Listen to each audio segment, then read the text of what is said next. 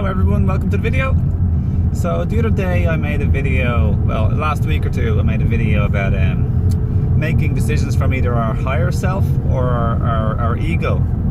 Our ego in our head, our sense of dissatisfaction and not having enough, and basically trying to like claw our way to happiness and claw our way to life through making decisions that we think will make us happy in some way, versus making decisions more from our heart and love, compassion, and for our greatest well-being and health in physical, mental, emotional, in body, mind, and spirit. But then I did realize after the video that like it's not exactly 100% straightforward. Woo! This lighting here now is pretty cool because we have to like. There's a thing called spiritual bypassing, and we can't just it takes years and years and years to try and do everything that we know is good for us to do it. Like it takes a long time to synchronize with what we know is good for us versus doing what we know is good for us. Okay, so spiritual bypassing is like basically skipping the steps and saying, oh, I'm enlightened, when really you're not, or I'm not, we're all not. It's skipping the levels we're at. It's not being honest with where we are. So for example, let's say you feel really angry. Spiritual bypass would be like saying, no, I'm calm, I don't mind, like I'm holy and loving. I'm a spiritual being who's of love and light. And you're bypassing the anger, but you can't get away from anger or other emotions. You can only feel them and let the energy flow. So all that would do is like keep the anger inside of us, stuck and blocked up, when really what would be best for us is to say, okay, I'm self-aware enough to realize I am angry, or I am sad, or I am depressed, or it could be I am jealous, I am fearful, I am anxious, I am lonely, it could be any emotion.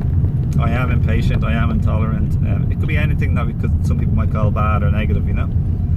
So the truth and the most spiritual thing to do, so to speak, the best thing to do for our true well-being, fifth dimensional frequency, would be to say, I love and accept myself from who I am and where I am right now in my journey, in the same way as our guides and angels would like love and accept us exactly for where we are in the journey. And may I respect myself for where I am on my journey.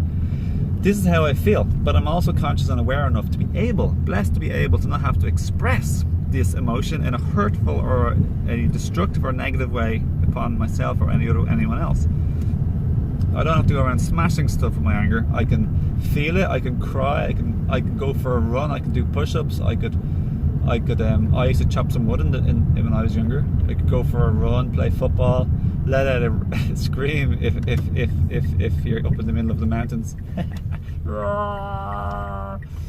Or you could curse. I used to cuss or curse. So let's say for example we crave food. Moving to a different example. Spiritual bypassing would be trying to pretend we're a breatharian or something, you know. Some people try and skip the steps.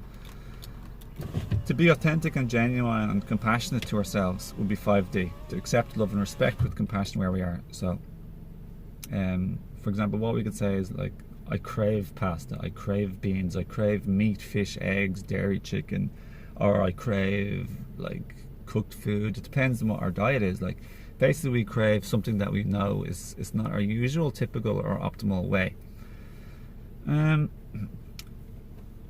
Even just being honest with ourselves, saying, you know what, I hate this person right now, I'm pissed them, like fuck them, like shit to them, like wish them bad for them. It doesn't have to be really like you really wish them bad, but you can say, fuck that shit, like I'm pissed off, I'm really upset. I kind of did that a little bit the other day, like a week ago or two. And it's just like letting the energy out. It's like letting the energy out. It's not at anyone in particular. It's not actually on someone in front of you. See, there's a big difference between doing it in front of somebody. So getting back to the food thing, it's all about transparency, honesty, and just being honest. It's all about the truth, my friends.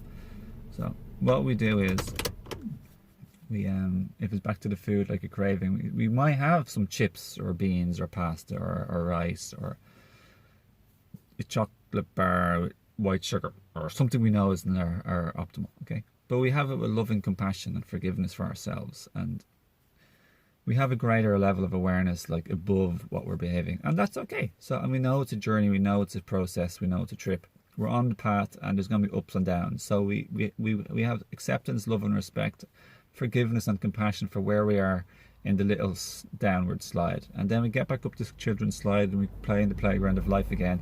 And we go and have some fun in a different part of of the playground, okay?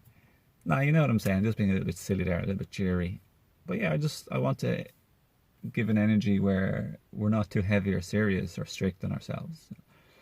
So yeah, it's from a place of love, forgiveness and compassion we can truly make lasting change. And we may still go back and forth and up and down, but it's more of a general gradual up. And that's the way it's been in my life. It's been 1,001 mistakes. It's been 1,001 going down and come back up again. So that's okay. Just to be honest with you, my friends, me and I believe everybody else on the spiritual path, especially those who've had trauma in childhood like me, a lot of trauma or a fair bit of trauma. Like I've had quite a lot of trauma. But anyone basically, it is a process. Most of us on earth have been traumatized to a certain degree.